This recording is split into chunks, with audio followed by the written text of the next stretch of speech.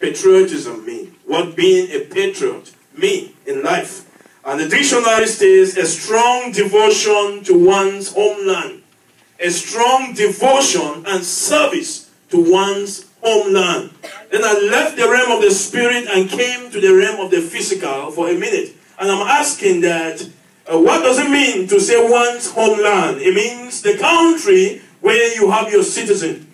A country where you were born in.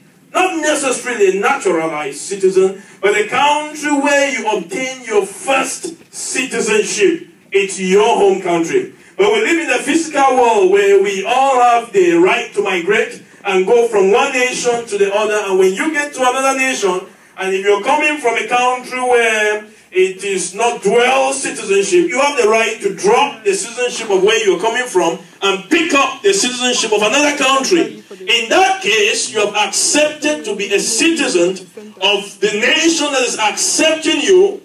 Therefore, you have accepted to serve that nation. You have accepted to be part of that nation in its entirety. Amen. Amen. Then I was asking myself, I said, now that is the definition and that is how it works in the physical world. Let's now come as children of God, as Christians, born again children of God. Let's come to the spiritual world. Who are you and where do you come from? Let's open our Bibles this morning to Ephesians chapter 2, verse 18 and 19. While you ponder on that question this morning, who am I and where do I come from? Ephesians chapter 2, verse 18 and 19. Somebody read for us if you see it. Ephesians 2, 18 and 19. For through him we both have access by one Spirit unto the Father.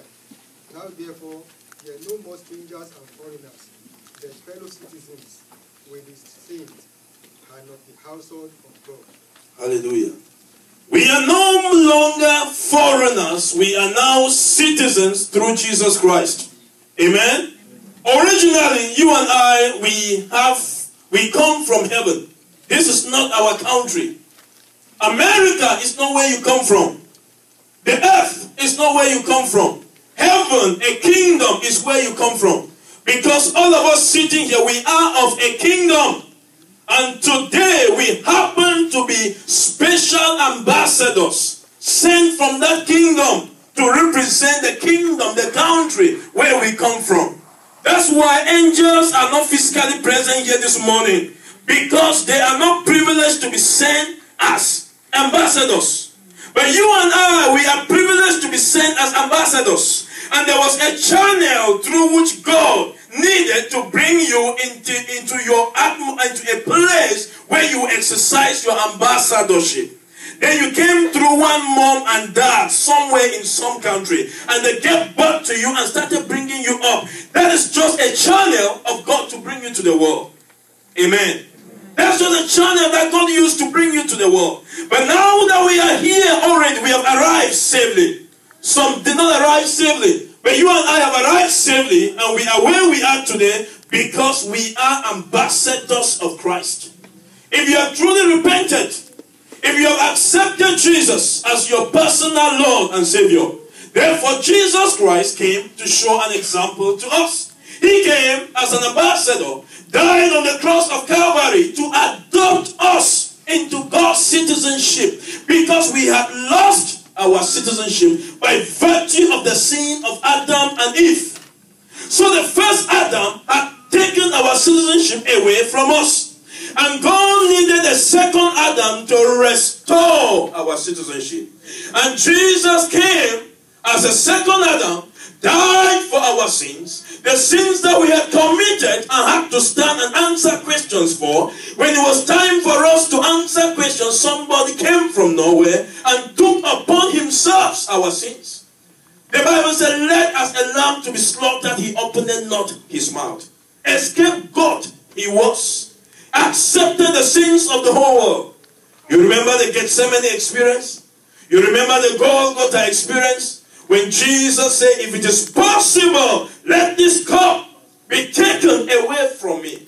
What is that cup? That cup is the sins of the whole world mixed together and put in a cup. It looks like strawberry daiquiri, but it's not. How many of you like strawberry daiquiri? That's me right here, non-alcoholic. And they say virgin strawberry daiquiri. So let me make that clear. That is what I like. Amen. So if you're thinking to take me out to a restaurant that sells strawberry daiquiri. You have made my day. Amen. But virgin. Praise the Lord. That cup looked like that strawberry daiquiri. But until you taste it, you will not know what is in it.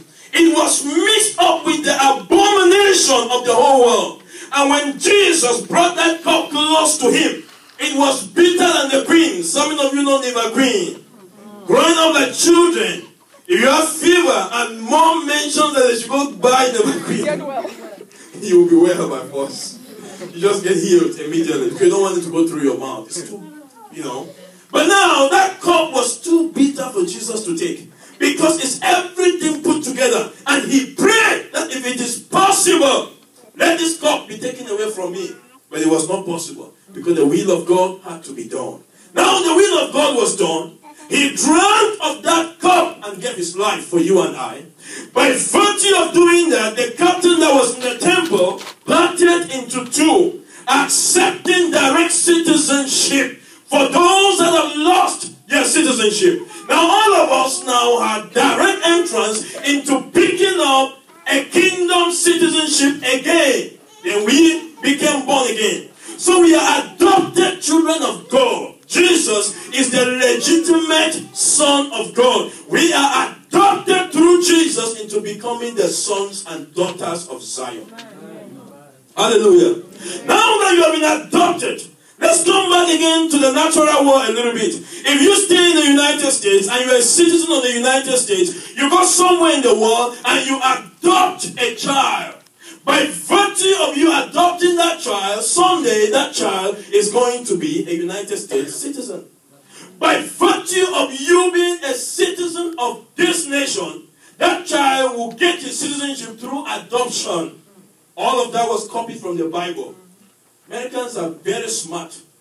Go through the Bible. The first surgery took place in the Bible. Now we have surgeons everywhere. Hallelujah.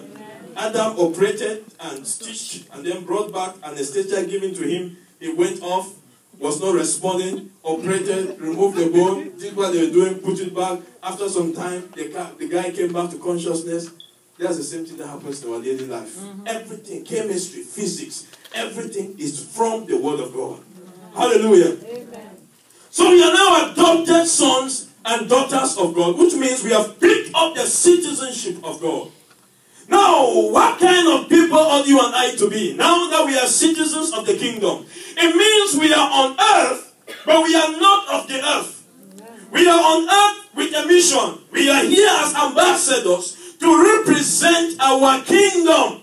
Therefore, we are supposed to be patriotic, not about this earth, but we are supposed to carry a sense of patriotism about the country where we are coming from. Now, I want to ask you this morning. The Bible says in Jeremiah 1 that God had ordained us. He knew us and he sent us through our mother's womb to come to this world. To do what? To represent his kingdom. We come from a kingdom. We are not of this earth. We come from heaven. And all we are here to do is to represent the culture of heaven. We are here to represent what happens in heaven. The way of life in heaven. What is culture? Culture is a people's way of life. We are here to represent the people in heaven, the way of life on earth. We are colonial masters. God has given us the power to colonize the earth for him. We are colonial masters. It sounds weird, but we are. We have come to colonize.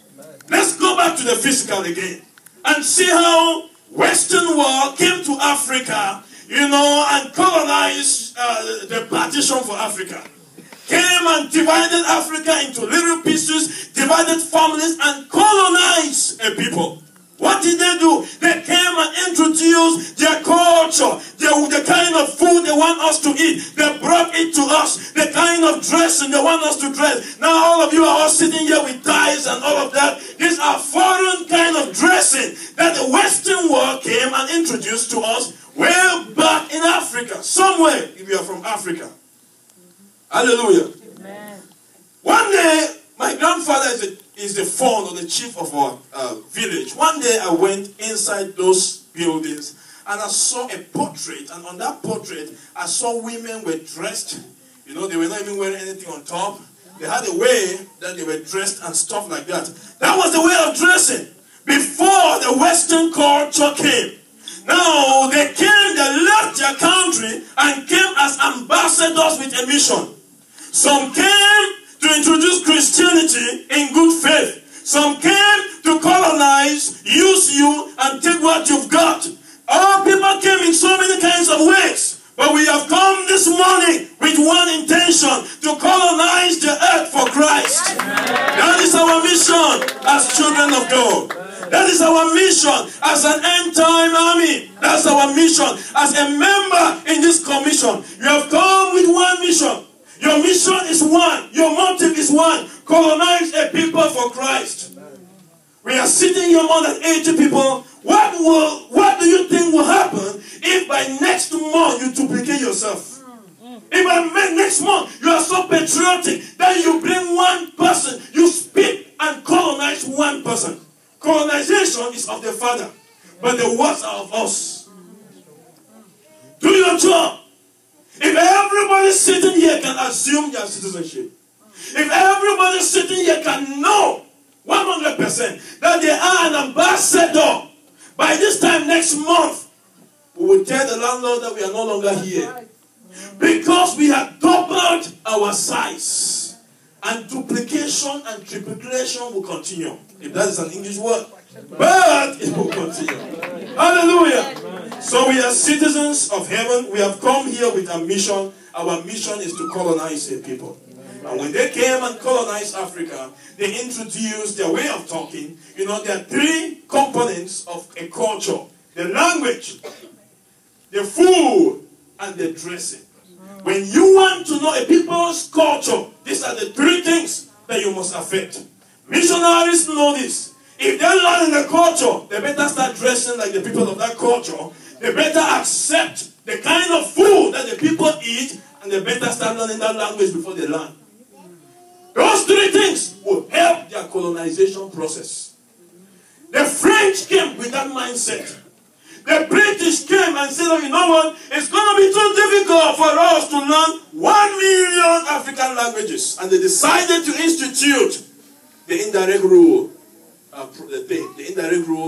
a way of colonizing the people. They say, you know what, Mr. Chief? You rule 5,000 people. We are not going to bother to learn your language. We trust you. Rule these people for us. Anything we tell you, do it. But the French came and said, you know what? No. We will completely transform these people to be like us. Even though it was a wrong way of doing it, a selfish way, God is giving us that kind of way to colonize completely a people. Not that we'll come to the world, we respect the standard of the world more than the standard of the kingdom where we come from. Not possible. Then we have lost our essence as ambassadors. Some of you sitting here, you went through an American embassy for you to be here today. When you walk through the doors of that whole compound, now that you're in America, you can envision and retrospect and see that they live in a foreign land, but their culture goes with them. Their way of life goes with them. Their security goes with them. The Marines go with them to protect them. They don't dress like African soldiers and Marines. They dress like United States soldiers and Marines. Their flag is on top of their building. Their building are painted in their color, which means you walk into their building, you see the President of the United States on the wall, you see the Secretary of State on the wall, you see these things. They don't live by the culture of their host country. We are not going to live by the culture of our host country. Hallelujah. If we are true born-again children, we will not live by the culture of the earth. Because we have come to colonize the earth. We have come, we know better than the earth. And the devil is the governor of earth. But we have come with a bigger power to dominate and colonize a people for God. So that on that day, we can march into heaven with a people. Where is an evangelist? How many people have you brought to Christ? For God's sake. How many people have you ministered to? How many people have you shared your ambassadorship, your mission to? Sitting here this morning, how many people can you say have preached the gospel to, and this is somebody growing in the Lord? How many? Where is our passion? Esther had the spirit of a citizen of the kingdom where she's coming from. She stood in that palace and said, if I perish, I perish. And that made the whole palace to quake, and the whole university that has been very respected and respectful. Something happened to her. She had to be demoted for Esther to be promoted. Let me tell you, when we carry a sense of urgency and passion for our mission, God will quake some things out there for things to happen. Shadrach, Meshach, and Abednego, they were bent, as my pastor was saying in the morning, bent to make sure that the culture of heaven prevailed. But Nebuchadnezzar wanted them to worship the culture of their time. The golden statue. They stood up, 3 Hebrew boys, said, we perish, we perish. The old king live forever. Even if our God does not show up, we will not worship. That is passion for your mission. That is a zeal for who you are. That is a true zeal for a child of God. Daniel, our sister read Daniel this morning. Daniel stood up in the entire nation and said, you know what? I will go in the lion's den, but I will not compromise the culture of my ambassadorship. Yes, let me go to the lion's den. If God be for me, the lion will be too full to even see me. And the lion was tamed. And the lion did nothing to Daniel. We fear for nothing. If we stand strong as ambassadors of Christ, then when you go to work tomorrow, you're going to make sure that you say God's word to somebody. Then when you stop at Walmart to do groceries, your mission will be to speak to one person. When you are in your business place, your mission will be to share the gospel. Wherever you are, your mission will be to duplicate yourself. That is the very essence why we have come on this earth. When you die and go to heaven, what will you show God? What will you show God? If all of us here, say 70 people, sitting here this morning, if we duplicate ourselves in 2013, by the end of 2013, we'll be close to 900 people in the kingdom. One person, just one person in a month that you go up to and devote yourself and make sure that you've devoted yourself. You talk to many and God will give you one and you decide on that person. My sister said something this morning. This is not a church. This is a fellowship. I like that. We are fellowshipping to disciple one another. That I'm standing up here this morning, it does not mean I'm better than you. No. We are all children of God, and God is a respecter of no man. But we are all out here for a mission. When we close the service and go out there, I'm living the same life you're living. I go through the same temptations you go through. I go through the same pain that you go through. I drive on the same highways that you drive on. The same experiences that you experience out there, we all go through these storms out there together. But we encourage ourselves in the Lord. We bury our past and we try to forge forward as much as we can. And we deny to give glory to the devil. Because when you start condoning some things in your life, you are glorifying the devil. You are an ambassador. Ambassadors die at war front. The news spoke of one ambassador who died in Libya for a very long time. In the midst of that war, he was serving. He stood firm. And he's a patriot. Amen. Amen. For his country. How many of us can receive, how many of us can die for the cause of the gospel? How many of you can sacrifice some stuff for the cause of the gospel? There's some people in the church that if they have an increase, if they have a 50 cents increase in their pay for a job that is out of state, they'll move. And they'll tell the pastor later. And they've gone. What is your passion? What drives you? And there are some people that I know in this church that they have, their opportunities have come their way, but they have considered their church first. They have considered their spiritual life first. They have considered what is going on in their mission on earth first. There are people, children of God, you're supposed to be looking at, when you're looking at an apartment, somebody asks you, why is it that you're looking at an apartment in Plano? Or you're looking at an apartment in Arlington? You say it's closer to work, is closer to the movie theater. The best Walmart is down there. Pastor, I'm telling you, I've actually looked that whole area very well. And all of these things are around. The church does not even come last. If the church comes last, it will even be good. No, it doesn't appear last. Now that you are planning to buy a house, what is in your mind? The closest Walmart or the closest boutique store? Or my hairdresser stays in Arlington, Pastor. No, that will save me some, some gas money and all of that. Church is not part of it. You know what? As my sister was saying this morning about worship, if you know who have sent you, all your priority will be centered on Him that has sent you. Our whole problem on earth is that we are not defined completely who we are. If you know that you are a citizen of heaven, all your decisions will be centered on your citizenship. Amen. And all other things will come later. All other things will come later. There are people that a $5 increase in their job will not even shake them because they put God first. What is your priority in life? What? Hallelujah. We have a few more minutes. Let's go to point number 2. We've done with patriotism. Let's go to dress code. Hallelujah. Amen. Let's go to dress code. We are still talking of the characteristics of a true army. A true army. How does a true army? A true army is an army that obeys order. We spoke that last week. A true army is an army that is patriotic. We just finished that. A true army is an army that obeys dress code.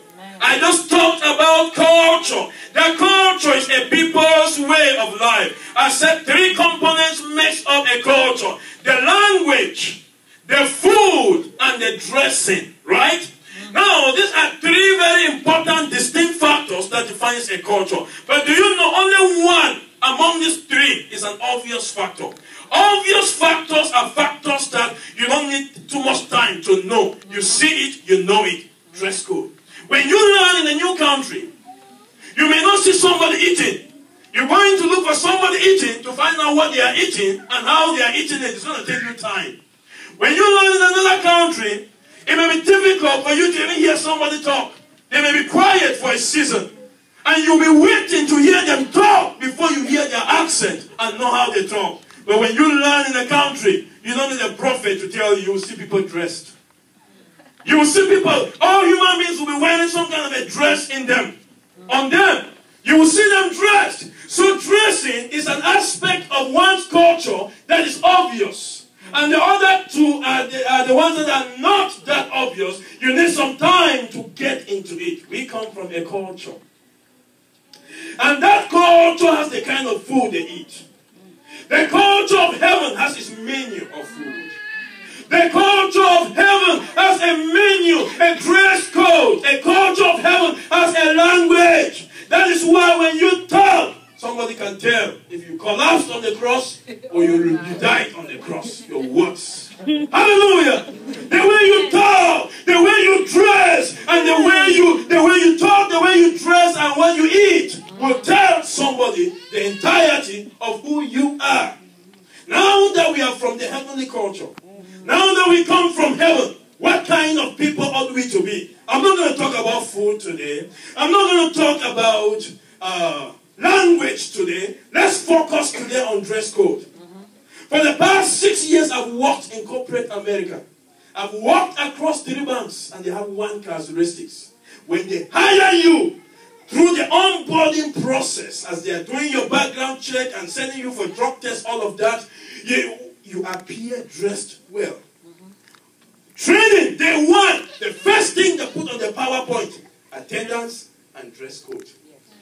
They don't even tell you about what you're going to be doing. They're not interested in that first. They don't tell you what you'll be doing. Attendance and dress code. What is attendance? We don't care how many years you have worked in the other bank. If you come here with 10 years of experience, we want to see you every day at work. Are you ready for that? You say yes before you sign the papers. Attendance policy. Because they're not interested in experience, ability. They're interested in availability. Because if you're available, you will learn. Yes. If you're available every day, you will learn. But if you're not available, you bring some kind of experience from another person. No, you do it our way. We have our way of doing stuff. When I came to Christ for the Nations, my brother, the very first week, the same thing you are doing. When I met you the other day, I'll find time to sit down with you. You worked in the maintenance department, right? Good. When I came exactly as you came, full scholarship. The very first day that I arrived, the next Monday, they got me a new uniform to work. They took my portrait and put it on that wall. The same thing they did to you. I don't need to ask you, I know it. And then you start working. You start cleaning, right? You start doing stuff. My brother, serve. After a year, you will not have that opportunity again. You will not have it. If they send you to go scrub a restroom, scrub it like never before in your life. I'm telling you that sometimes I wish I can have an opportunity to scrub a restroom again. In that magnitude. Somebody say, I know what you mean. Yeah, there are so many restrooms in my house. That's what you mean. That's not what I mean. That's not what I mean in actuality. Amen? The people in the house will not let me do that. But one day I'll get up in the middle of the night. They are still sleeping. I'll do that. My wife has smiled. She's waiting to see how. But bro, clean as never before. And guess what? Maybe in 2 weeks from today, that woman, I've forgotten her name, she's going to call you and tell you that, brother, we know that maybe you'll be cleaning in your life where you come from. But we have a way that we clean. That's what they told me. When they send me to go clean, there's a way that I sweep. I'm holding the American broom. I'm thinking that I'm holding the African broom. You know? Instead of doing the things, I'm trying to do the thing like that. They came and called me on the side and said, you know what? We do it our way. We have our way of doing it. And they teach you their way. They will teach you their way, my brother, and serve. Clean. For your 4 hours every day that you're going to be cleaning, when you show up clean, until your 15-minute break, you go take a rest, come back clean. Because 1 year is going to finish in the twinkle of an eye, and you will not have the opportunity to go clean again. They will show me which one to press, how to do it, when not to do it, all of that stuff. Sometimes it gets very disturbing and humiliating. But guess what? God is working on you. God is working on you and taking out some stuff and preparing you. Then by the time you come out, you'll be cleaning people's life. You'll be patient. You'll be patient with a Christian that keeps going off track. You'll be patient and know that someday God is going to do something. You'll be very patient. Hallelujah. Dress code. Our problem now in dressing is that we have come to the world and we want to copy the way the world is dressing. We want to copy the way of the host country, the host earth. As the modernity change, as fashion moves from one level to another, we are so consumed in fashion. Nothing bad with fashion. But when you start dressing in a manner that is unpleasing, a manner that is outside dress code from where you are coming from, then you are not being an ambassador. Because there's no difference between you and the person you want to colonize. When there's no difference between a colonial master and the colonial people, colonization cannot be possible. Our big problem that we have today in the preaching of the gospel is the church is trying to be like the world. And the world is trying to come to the church. And we are meeting at the intersection that we don't know how to greet each other. That's the problem. Because now you see Christians, even the church, you know, I was wondering, I tried to find out, why did they call that thing Facebook? I thought they called it Facebook because your face will be on the book.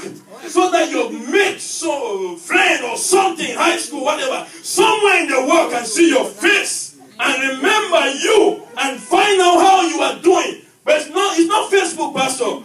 It's body book, it's handbook, it's everything book. Everything around book. It's not only Facebook. And it bothers me sometimes when I sit behind that computer and I start just going through some stuff and you see some kind of dressing that children of God, I mean, born again children of God are dressing. And I start asking myself, by the way, now my brother who brought this whole idea did not say body book. You go to somebody's profile picture, you hardly even see the face. What they are trying to project is no longer Facebook. It's now body book. They're trying to show that a body book. So the essence of that opportunity has been abused. Hallelujah. There are some pastors that are against Facebook. I am not against Facebook. It is an opportunity to connect and all of that. But it's been abused. Yes.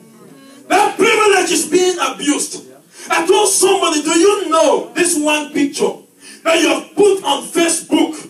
And now for some reason, the store that sells blouses sold the worst kind of blouse to you because it does not fit you. There are some parts of your body that are intentionally out of range in that blouse. Now, what is happening to you? Do you know that the whole world, when you go to type Facebook on your browser, what do you start with? www. Right? World Wide Web. Some people don't know that. They don't even know it's World Wide Web. No. They just want Facebook. Some people don't even type that. They go straight to Google. Facebook. Then just navigate. Hallelujah. World Wide Web means that one picture that you've put there, the entire Earth, the entire Earth, planet Earth, is seeing your picture wherever they are streaming. Wherever they are seeing you. Put it for one day and then take it down the next day. Not a problem. I saw a picture, my God. And sometimes when I see some of those things, I don't pay attention. I pay attention to comments. It is interesting how some children of God, you think they are mature. They are completely immature. Because you see some kind of comments that children of God. When I go to Facebook, I go to observe a lot. How many times have you put a scripture on Facebook to bless somebody?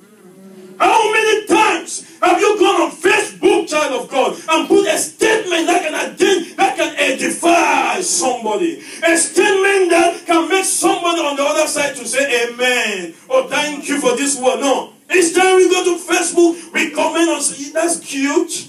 That is so cute. Woo! That is back and forth, back and forth. Internet is everywhere now. iPad, phone, everywhere. So comments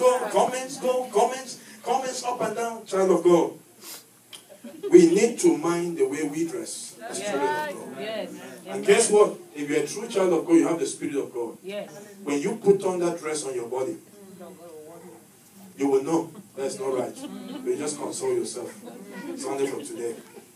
And now I'm adding some little weight now. It's only from today. I'll take it off. When I'll go to the tailor next time or something. It's only for today. Child of God, you are dressed the way you should be addressed. President Dauza said it. Dressed the way you should be addressed. When you appear somewhere, what will people say about you? That's right. People, the obvious thing they will see is the way you dressed. The way you present yourself will matter a lot. But why is it that we look presentable when we are going for interviews? And when we get the job, your supervisor can go to hell. It doesn't matter. Dress anyhow. Yeah, I've had employees, the day of the interview, we're all there together, sitting at the lobby, waiting for the next call, dressed modestly, wonderfully. But we started working on the team, and it's a fashion parade. Every single day you go to church, you are believing the Lord to just keep your eyes away from some people. But unfortunately, your eyes cannot be away from some people. You just need to intentionally just see and still do your job. I read an article that said a dentist that owns a dental clinic fired an employee. A small dental, neighborhood clinic. Fired an employee. The employee sued the dentist, and the dentist explained that employee was dressing in a very inappropriate fashion. That the dentist thought to himself that if I don't fire this employee, because the employee works very close to the dentist. If I don't fire this employee, I'm going to fall.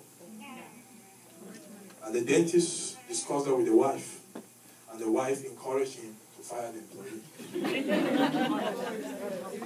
The wife did not say transfer the employee. No, that was not an option. Women, their first option will be deal away with us. Tomorrow. You want us to go to work tomorrow? Maybe the wife will show up at the dental clinic just to give lunch. And maybe she's never done that. But just to give lunch and check out stuff. And so that guy went and fired the woman. And the woman sued the stuff. And it was all going on. And a supervisor sometime in one of the banks decided to write up a lady to be fired so many times. And the lady went above the supervisor and complained to the higher manager. When they were trying to find out, the whole employee set up in that floor said this lady dressed in a very inappropriate way. Every single day. When she's coming to work, everybody stop working. They're trying to pay attention to her until she goes and sit down. God. That's the wrong way to be a celebrity. Amen? That is negative celebrity. Praise the Lord. But as we round up child of God, children of God, we need to dress in a manner that is pleasing unto God. A few weeks ago, I sounded here that our doors will be open. We will accept everybody to come in just as they are. I truly meant that our doors will be open. And people that don't know Christ, people that are passing down the street and they saw a signpost, they will walk into the doors of this church. And they will walk just as they are. Their blouses will be 3 sizes less than who they are. We will just accept them as they are. Their skirts will be way shorter than the way it's supposed to be. We will accept them as they are. And we will not go up to them and judge them at that present moment by how they are dressed. But those of us who are already in the household of faith, in January only, I've spoken to 2 sisters. That, hey, your blouse was a very nice blouse. Very nice. No, your gown was a very nice gown. Flowery and very nice. It's just that you are getting taller. That's a nice approach to talk to somebody. That's a nice, because you respect them. You respect them. You respect their person. And you consider that from day one, they don't have an intention when they do that. And when that sister responded, I discovered that that sister was just being as honest as anybody in the whole world can be honest. And it was pleasing to hear that. And I met another sister and said, hey, very early Sunday morning, say, hey, sister, you know, yeah, where is your shower? Or how do they call it? Sure. He said, no, Pastor, you know what, that's why you see me holding this one. I kind of forgot somewhere in there, you know, running late and all of that. Now, that's a nice way to do that. Those of us who are already in the household of faith, we need to stand up for each other. In respect, we need to stand up for one another. Pastor Charles, if you see me doing something wrong, and just because you think I'm your pastor, and you cannot approach me, trust me, be ready to give a statement to God when you see him. Amen. Because you are doing me a big disfavor, and you are doing the kingdom a total disaster. You need to be able to put together yourself in a manner of approach and sit me down and say, Pastor, I'm thinking that this thing, this way, I don't think, I don't know, but I don't think it's right. And trust me, I have to listen. If I have the Spirit of God in me, I will have to listen. Hallelujah. So as we round up, child of God, when you go back home, there are some dresses that you will not even take to Salvation Army, you know, because it is not even worthy for anybody to put on, you know. There are some dresses that just check your wardrobe and things like that. And just going forward in 2013, make an intentional decision to dress in a very cover-up way. Cuteness is not a function of dressing anyhow. And try to find out why even the people in the world, they dress the way they want to dress because they want to seek attention. That's why people dress in a revealing fashion. They want somebody to see them. Or when they are passing, somebody should differentiate them from other people and things like that. But trust me, the household of faith, statistics have shown, I'm not picking on women now, statistics have shown that some women in the Christian churches, they dressed sometimes a little bit over the board, and you want to find out they are mostly unmarried women. And they dress like that with the intention of maybe attracting a man, not for a bad purpose, attracting a man for marriage. But I want to tell you the gospel truth, and I'll end with this gospel truth I want to tell you.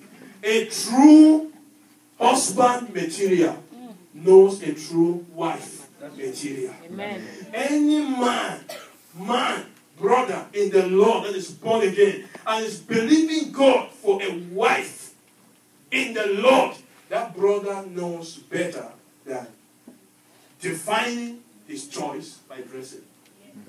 Hallelujah. Amen. There are parameters and factors that are way important to that brother than the way you dressed. If that brother did not collapse on the cross, if that brother was born again and is in the church, that brother will know better. That brother will know. And guess what? So when you dress like that, you instantly tick off.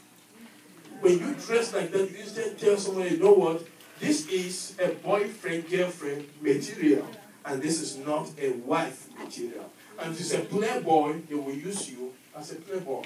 And when it's time for them to settle down, they will go for a wife material. They will go, they know. They know who can be a wife. They know who is playing. They know the sisters as well, they know. They know those brothers in the church that are just playing. You know, tight fitting pants and all kinds of stuff. You know, it's just that sometimes there are some brothers do makeup, you know, and things like that. Just all kinds of stuff to attract or in a fashion to. Sisters, they know that is way more than that. It's more of a responsibility. Are you responsible? Can you be a head of a household? Can you provide for your family? When I mean provision to your family, I don't mean money. I mean, can you be the head of the family? Can you be a cover? Can you travel for 1 week and the family feel your absence? Yes, can you travel for 2 days and the family know daddy is not around? When you come back, things take shape in the house. Things just happen. Pastor Jerry was telling me yesterday, and I laughed, that I'll end with his story, you know, that when he went home to see his children, you know how